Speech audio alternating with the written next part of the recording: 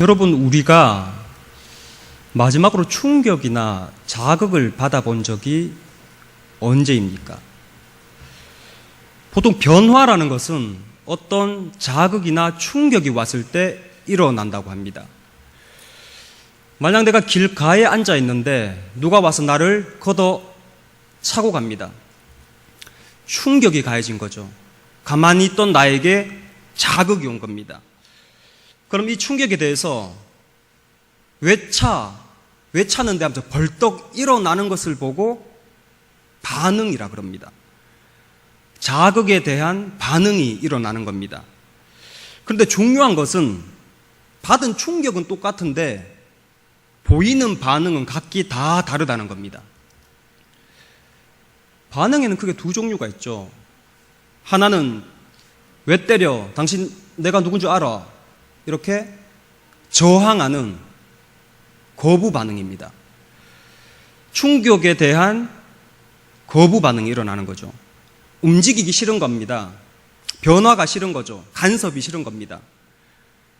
또 하나는 한 대 차인 후에 그래, 내가 여기 앉아 있다가 굶어 죽겠구나. 가족이 기다리는 집으로 가자. 이렇게 자극을 받아들이는, 긍정하는 수용적 반응이라 할 수 있습니다. 한 대 맞고 뭔가 큰 것을 얻은 겁니다. 정신 차린 거죠. 만약 여러분에게 이런 자극과 충격이 가해졌다면 여러분들은 어떤 반응을 보이시겠습니까? 오늘 본문은 금식에 관한 이야기, 안식에 관한 이야기로 서로 다른 반응을 이야기하는 본문입니다. 다시 한번 4절을 읽으시면서 이 반응들이 무엇인지 다시 한번 알아보도록 하겠습니다. 본문 4절입니다. 시작. 그들에게 이르시되 안식일에 선을 행하는 것과 악을 행하는 것, 생명을 구하는 것과 죽이는 것, 어느 것이 옳으냐 하시니 그들이 잠잠하거늘. 선을 행하고 생명을 구하는 반응이 있고 악을 행하고 생명을 죽이고자 하는 반응이 있다는 겁니다. 먼저 악을 행하고 죽이자 하는 반응은 6절에서 그 대상들이 드러나고 있습니다. 제가 한번 읽어보겠습니다. 바리새인들이 나가서 곧 헤롯 당과 함께 어떻게 하여 예수를 죽일까 의논하니라. 거부 반응을 보인 자들은 바리새인과 헤롯 당원들이었습니다. 이들은 죽이고 악을 행하는 쪽으로 기울었습니다. 여러분, 우리 성경을 읽다 보면요, 바리새인이라는 용어를 많이 접하게 됩니다. 예수님과 늘 충돌을 일으키던 자들이었죠. 이 바리새인들은 경건의 내용과 정신은 상실하고 그보다는 형식에 집착하는 자들이라고 할 수 있습니다. 경건은 없고 경건한 척만 남은 자들이라고 봐도 무방할 것입니다. 그래서 이제 언제가 주님께서는 이 바리새인들을 향해서 그들의 외식과 형식을 경고하는 말씀을 하셨습니다. 마가복음 8장이죠. 바리새인의 누룩과 헤롯의 누룩을 주의하라 하셨습니다. 여러분, 이 누룩이란 말을요, 영어 성경에서 그 의미를 해석해 보면 바깥에서 보이는 쇼라고 풀이할 수 있습니다. 사람들이 많이 다니는 곳에 거기서 보여주기 위한 쇼를 한다는 겁니다. 옛날 누구한테 쇼하고 있네 라고 이야기하면 그 사람 욕하는 거였습니다. 그런데 요즘은 쇼를 해야만 하는 세상으로 점점 변해가고 있죠. 그래서 몇 해 전만 해도 유명 통신사에서 이런 광고가 있었습니다. 쇼를 하라, 쇼. 여러분, 이 시대에 쇼한다는 게 무엇을 말하는 걸까요? 없어도 치장해야 하고 곧 죽어도 먹어야 하고 어떻게든 주렁주렁 사 달아야 합니다. 충분히 집이 넓은데도 불구하고 애들이 컸다는 이유로 점점 더 넓은 평수로 이사가야 되는 거죠. 그 집 애들 몸무게 한 400kg씩 나가나 봅니다. 방비 좁아서 이사 간다라는 얘기는 짐승이 이렇게 컸을 때 옮기는 거와 똑같은 이야기거든요. 그래서 누룩이라는 말을 끝까지 따라가 보면요, 결국 허세라는 단어에 이르게 됩니다. 바깥에서 보이는 쇼라는 말이 되는 거죠. 허세입니다. 여러분, 그런데 이 누룩이라는 것은 곰팡이의 일종입니다. 곰팡이는 혼자 그 자리에 있지 않습니다. 곰팡이는 번집니다. 번져가면서 단순히 거칠에나 꾸미고 장식하던 것에서 멈추지 않고 우리의 삶, 우리의 신앙, 우리의 정서에까지 깊이 파고 들어옵니다. 그래서 겉으로만 허세를 보이는 데서 머물지 않고 영적인 일에서도, 신앙적인 일에서도 허세를 떨며 자기가 중심이 되려 한다는 거죠. 숙주가 되어서 왕노릇하려 한다는 겁니다. 오늘 2장 18절에 보면 금식을 대하는 이 바리새인들의 반응이 잘 나타납니다. 제가 2장 18절을 다시 한번 읽어보겠습니다. 잘 한번 들어보세요. 요한의 제자들과 바리새인들은 금식하고 있는지라 사람들이 예수께 와서 이르되 요한의 제자들과 바리새인은 제자들은 금식하는데 어찌하여 당신의 제자들은 금식하지 아니하나이까? 라고 했습니다. 금식 가지고 시비 거는 거죠. 영적인 일에 태클 거는 겁니다. 여러분, 참 이상합니다. 금식해 보신 분 아시겠지만 금식할 때는요, 사실 남이 뭐 하든지 그렇게까지 신경 쓸 여력이 없습니다. 배고프고 힘들거든요. 금식까지 하면서 기도하는 사람이 그러면 그 얼마나 간절하다는 건데 남이 뭐 하는지 돌아볼 여력이 어디 있냐라는 겁니다. 기도하는 사람이 남의 일거수일투족 돌아본다는 거, 이게 말이 안 된다는 거죠. 그런데 오늘 이 사람들은 이렇게 얘기합니다. 우리 금식하는데 당신들 뭐예요? 제 생각에 이 사람들은 지금 금식을 하는 것이 아니라 그냥 밥을 굶고 있는 겁니다. 경공과 기도를 하는 중이 아니라 시간 재고 있는 거죠. 그래서 흔히 이런 얘기하죠. 나는 24시간 금식했다고. 나는 3일 금식했다고. 정확히 내가 며칠, 몇 시간 했는지는 기가 막히게 잘 기억한다는 겁니다. 그러다가 어떤 사람이 등장해요. 나는 40일이요. 그러면 40일 금식한 사람이 1등 되는 건가요? 이들은 속을 비우고 나를 비워서 하나님을 채우려고 하는 것이 아니라 사람을 찾고 있는 겁니다. 금식 기간에. 누가 나를 보고 있겠지. 내가 금식하고 있는 중이라고 누군가가 이야기해 주겠지. 그래서 본문에서 이들의 말을 적나라하게 잘 기록해 뒀습니다.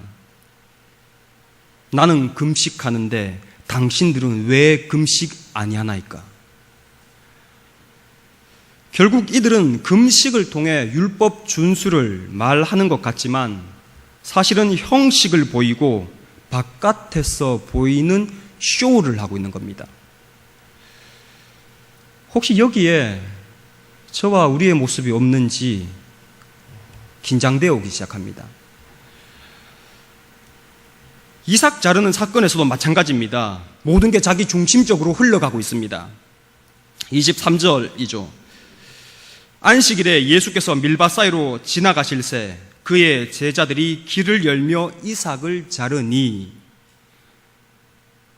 예수님의 제자들이 배가 고팠던 모양입니다. 길을 가다가 이삭을 잘랐습니다. 보통 이런 광경 보게 되면 반사적으로 저 사람들 배가 고프나? 돈이 없나? 그것도 아니라면요, 왜 남의 밭에 손대요? 해야 되는 겁니다. 먼저 본 그대로 생각하고 말하게 되어 있기 때문이죠.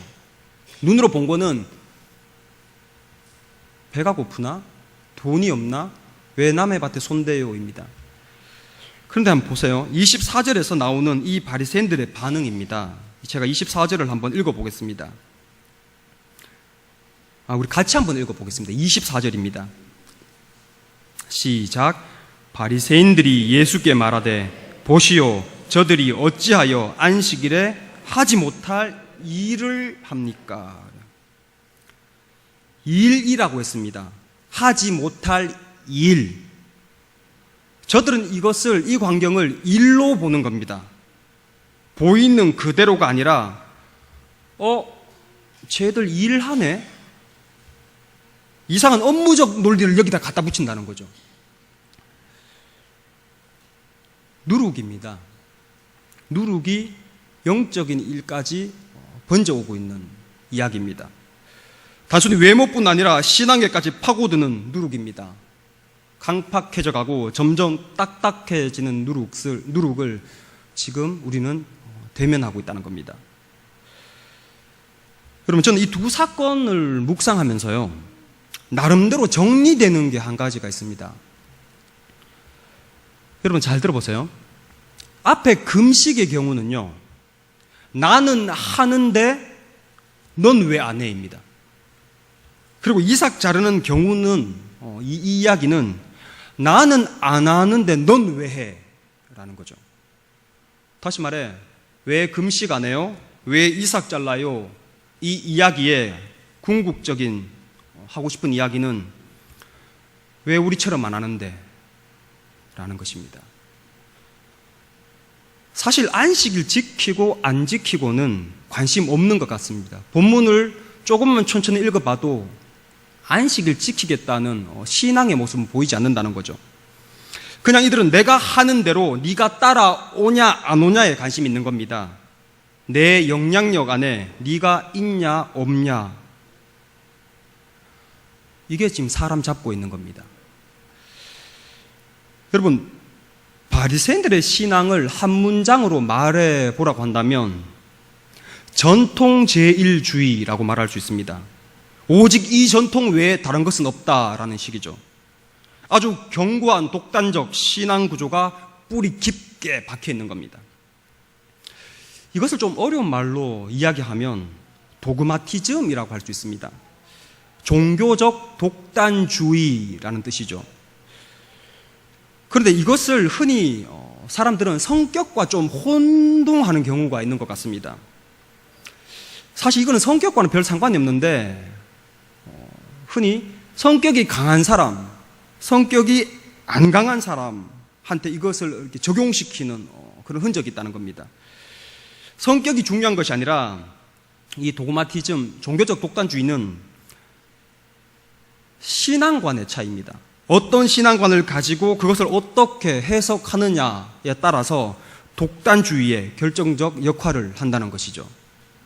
쉽게 말해 이 독단주의, 도그마티즘이라는 것은 모든 사람이 나와 똑같아야 된다는 겁니다.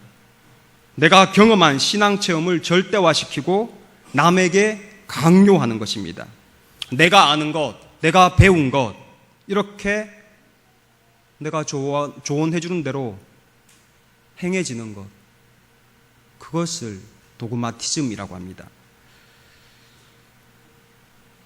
이런 독단 때문에 유대인 600만 명을 학살한 히틀러 같은 사람이 나오는 거죠. 이런 독선 때문에 우리 식대로라는 북한의 김정일, 김정은, 김일성이 나오는 겁니다. 여기에 독단 앞에 종교라는 말을 하나 딱 갖다 붙여놓으면 이런 종교적 독단 때문에 결국 이단이 생기는 거죠. 나처럼 해 라는 겁니다. 잘못된 고집을 전통과 경험이라고 위장하는 것이야말로 공동체를 깨트리는 것이고 사람 죽이는 독이 된다는 것입니다. 여러분, 전통은 참 아름다운 것입니다. 금식은 참 중요한 것이에요. 이런 것은 위대한 신앙의 유산이며 내려오는 귀한 전통입니다. 그러나 나는 금식하는데 너는 왜 안 하냐 하는 금식이 있다면 차라리 하나님만 못한 금식이 될 것입니다. 여러분, 기도는 신앙의 기본입니다. 그런데 나는 철야하는데 너는 어제 안 나왔대? 라고 하는 기도가 있다면 위험한 기도입니다. 헌신과 봉사는 참 아름다운 가시적 신앙의 표현입니다.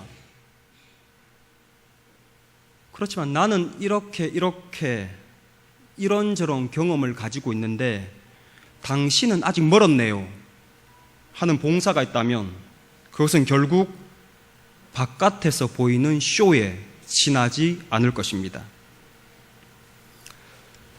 이런 것은 헌신과 봉사가 아니라 단순한 노동에 불과한 것입니다. 전통이라는 그럴싸한 가면을 쓰고 지금껏 노가다 한 것입니다. 이제 두 번째로 선을 행하고 생명을 살리는 반응입니다. 함께 본문 3장 3절을 읽어보시겠습니다. 3장 3절입니다. 시작. 예수께서 손 마른 사람에게 이르시되 한가운데 일어서라 하시고. 살리는 반응을 보이는 것은 예수님입니다. 그런데 손 마른 사람을 본 것은 사실 예수님만이 아니었다는 거죠. 2절에 보니까 사람들이 그 사람을 고치시는가 주시하거늘 이라고 했습니다. 주시했다. 다른 사람들도 봤다는 증거입니다. 그런데 다른 사람들의 관심은 이 환자에게 있는 게 아니라 딴 데 있었습니다. 예수님의 반응이었죠. 저 예수가 우리 식대로 할까 안 할까? 다시 말해 병자의 고통은 안중에도 없고 우리 전통의 바운더리 안으로 예수가 들어올까 안 들어올까에 관심이 있었던 겁니다. 그래서 이것을 그럴싸하게 포장해서 계명 준수, 안식일 준수라는 명분을 그 위에다가 탁 올려놓은 겁니다. 그러면서 예수님에게 얘기했죠. 안식일 오겠다고. 환자의 아픈 손은 안 보고 예수님의 반응에 신경을 쓰고 있는 겁니다. 마치 참새를 잡으려는 고양이의 눈을 하고 말이죠. 걸리기만 걸려라. 여러분 누가복음 6장 6절에서는요. 이 손 마른 사람의 손이 오른손이었다는 기록이 있습니다. 누가복음 6장 6절이죠. 거기 오른손 마른 사람이 있는지라. 똑같은 본문인데 누가복음은 오른손이라고 구체적으로 명시를 했습니다. 보통 사람들은 오른손으로 많이 일을 하죠. 만약 이 사람이 손으로 일을 해서 먹고 사는 사람이라면 그것도 오른손이 못 쓴다면 우리는 이 사람의 병이 선천적인지 후천적인지는 사실 알 수가 없습니다. 그런데 손이 말랐다라는 말을 계속 묵상하다 보니까요. 이 말 안에는 전에는 손이 안 말랐었다는 의미가 들어있는 것 같습니다. 그럼 잘 한번 들어보세요. 예를 들어서요. 동네 저수지에 물이 말랐다라는 말을 누구한테 들었다고 한번 생각해 보세요. 저수지가 말랐다라는 말 안에는 그 저수지에 전에는 물이 있었다라는 게 포함되어 있는 겁니다. 왜냐하면 말랐다는 말 자체가 수분이 있었다는 전제가 있어야 쓸 수 있는 말이기 때문입니다. 종이가 말랐다라고 얘기하면 언젠가 젖었다는 뜻이 포함된 거죠. 그래서 손 마른 사람의 손은 선천적으로 못 쓰는 손이 아니라 후천적인 어떤 사고나 질병으로 인해서 손이 마비된 상태였다라고 볼 수 있습니다. 그래서 이제 주석이나 몇몇 자료들을 찾아보니까 이 손 마른 사람이 석수장이었다는 기록이 있습니다. 돌을 깎아서 벌어먹고 사는 사람이라는 거죠. 손으로 일을 하는 사람입니다. 그런데 오른손이 다쳤다면 당시 생계 구조로 봐서 치명적인 일입니다. 만약 부양 가족이라도 있는 사람이라면 손도 손이지만 그 사람의 불안감과 좌절은 굉장히 심했을 겁니다. 혼자가 아닌 가족의 전체의 생계가 달려있는 것이기 때문이죠. 이제 예수님이 선택하실 차례입니다. 예수님이 일어난 상황에 대한 반응을 보이실 차례라는 거죠. 우리 5절 중간부터 한번 읽어보겠습니다. 5절을 다 읽지 말고요. 그 5절 중간에 그 사람에게 이르시되부터 한번 읽어보겠습니다. 그 사람에게 이르시되부터입니다. 시작. 그 사람에게 이르시되 내 손을 내밀라 하시니 내밀매 그 손이 회복되더라. 할렐루야. 예수님의 반응은 살리는 것이었습니다. 전통을 깨는 자라는 오명을 받더라도 예수님의 반응은 선을 행하고 생명을 살리는 것이었습니다. 여러분, 전통제일주의라고 하면요, 전통이 제일이다라는 뜻입니다. 완벽하고 빈틈없다라는 겁니다. 그런데 보세요. 그들의 전통이 이 회당 안에 가득할 때, 그들의 전통이 이 회당 안에 충만할 때 거기에 손마른 병자가 있다는 것은 뭔가 이 전통 여기에 빈틈이 있다는 증거입니다.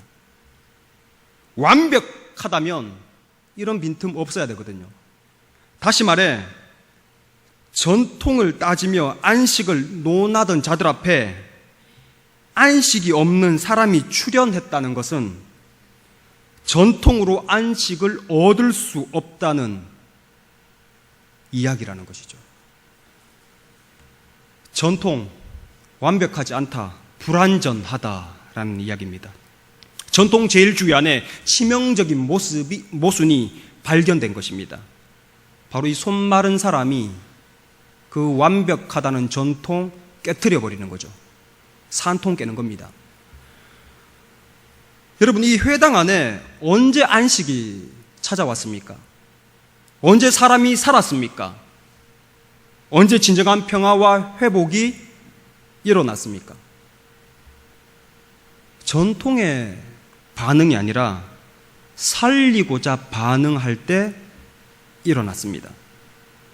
눈에 보이는 대로, 가슴에 와닿는 대로 끌어오르는 그 감정 그대로 반응할 때 손마른 사람의 손이 회복되었다는 거죠.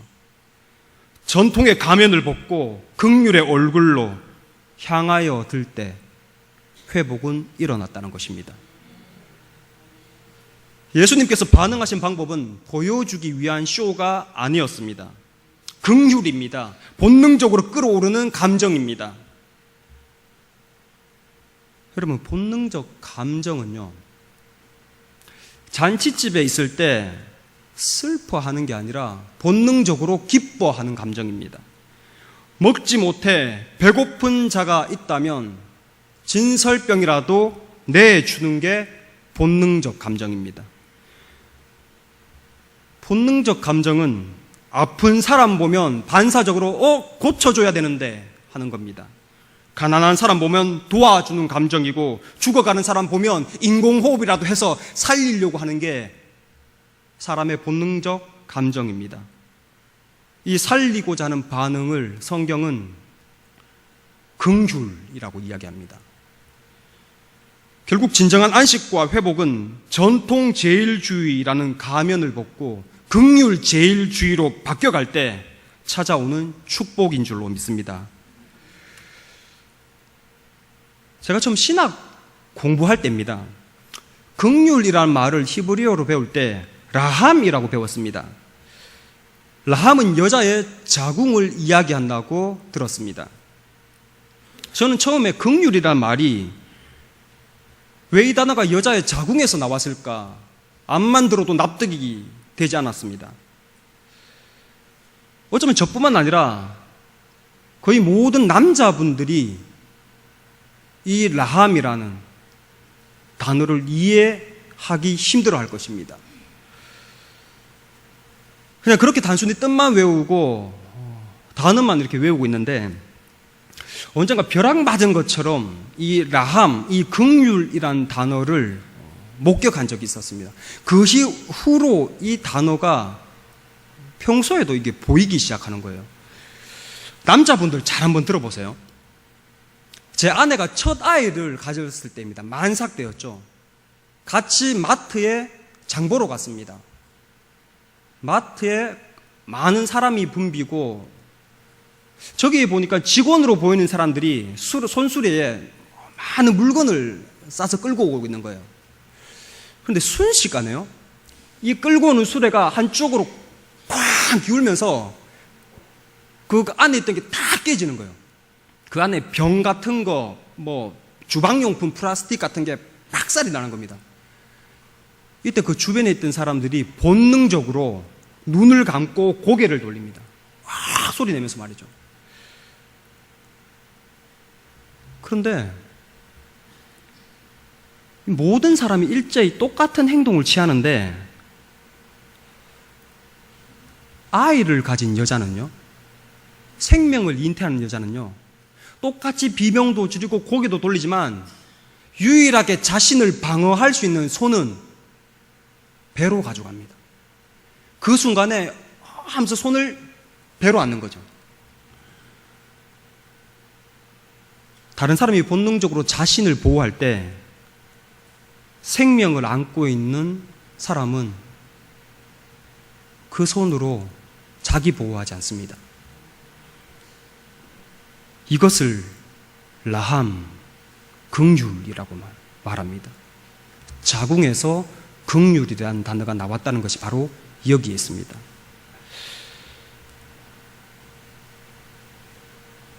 긍휼은 살리고자 하는 무의식적으로, 본능적으로, 반사적으로 움직이는 어머니의 손이고 그 마음입니다. 우리 다 그렇게 태어났고 그렇게 살아왔습니다.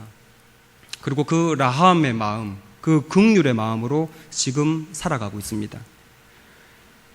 전통으로 사는 것 같지만 우리 하나님의 은혜로 살아가고 있다는 것입니다. 아무리 수술이 발달되어서 남자가 여자로 변신하고 여자가 남자로 변신되는 세상 속에서도 이것은 흉내낼 수 없는 겁니다. 만들 수 없는 겁니다. 쇼할 수 없는 거죠. 형식주의인 바리새인들이 따라 할래야 따라 할 수 없는 것이 바로 이 긍휼이라는 겁니다. 사랑하는 성도 여러분, 바리새인들의 형식주의를 누룩이라고 했습니다. 쇼라고 했습니다. 눈에 보이는 거 똑같이 흉내낼 수 있습니다. 전통에 따라 회당에 모일 수도 있습니다. 시간에 맞춰 기도할 수 있고 기도 소리도 똑같이 낼 수 있습니다. 때로는 주기적으로 금식을 하며 때로는 다른 사람 주변에서 도와주며 나의 성실성과 친분과 교제를 만들어갈 수도 있습니다. 그러나 긍휼은 따라할 수 없는 겁니다. 이것은 본능적으로 하나님께서 형상과 모양대로 지으실 때 우리 안에 만들어 두신 장치이기 때문입니다. 습득해서 되는 게 아니라 예수의 마음 가질 때 이 긍휼이 올라온다는 것입니다. 오늘 손 마른 사람에게 손 내미시는 분은 오직 유일하게 예수님밖에 없었습니다. 다시 말해 그 라함의 마음을 가진 사람은 예수님밖에 없었다는 것이죠. 오늘 주님께서는 위기 속에서 자신을 가리고 방어해야 될 그 손으로 병자의 손을 잡아주셨습니다. 자신의 머리와 허리를 감싸 안아야 할 그 손을 우리에게 내어주셨습니다. 그 손으로 우리는 고침을 얻고 구원을 받습니다. 말라 비틀어진 그 환자, 그 손 같은 우리 인생에게 주님은 친히 긍휼의 얼굴로 우리를 바라보셨습니다.